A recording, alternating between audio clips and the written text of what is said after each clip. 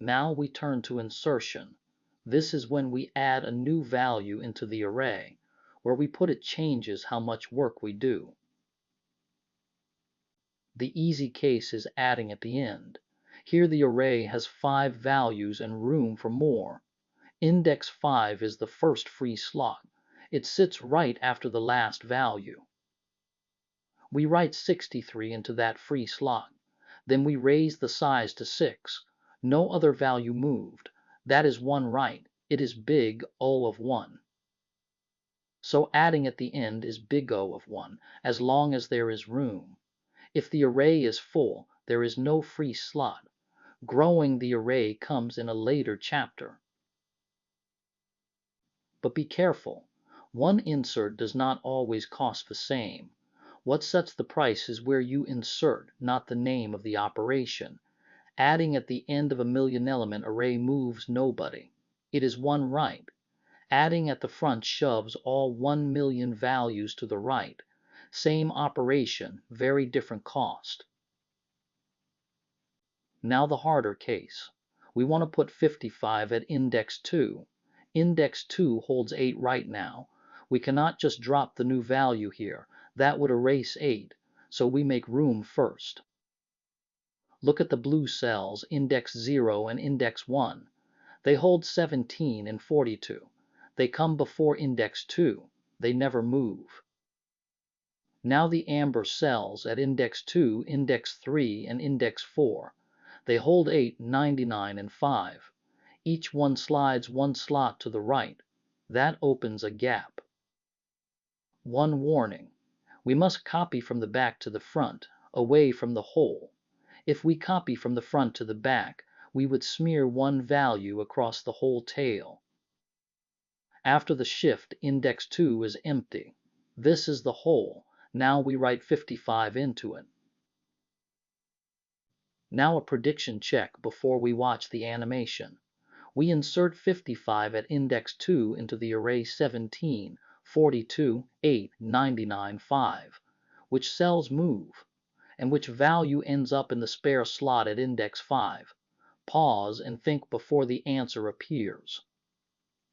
This is the answer. Index 2, Index 3, and Index 4 holding 8, 99, and 5, each slide 1 slot to the right. That is 3 copies. The last value, 5, lands in the spare slot at Index 5.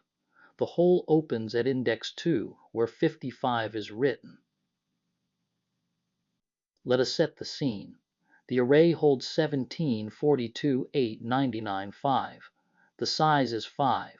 The capacity is 6, so there is 1 spare slot at index 5. We want to put 55 at index 2. On the next slide, we build the move 1 copy at a time. Each new row is the whole array after 1 copy. The changed cell glows, and the rows stay so you watch the hole open. We start here. The array holds 17, 42, 8, 99, 5.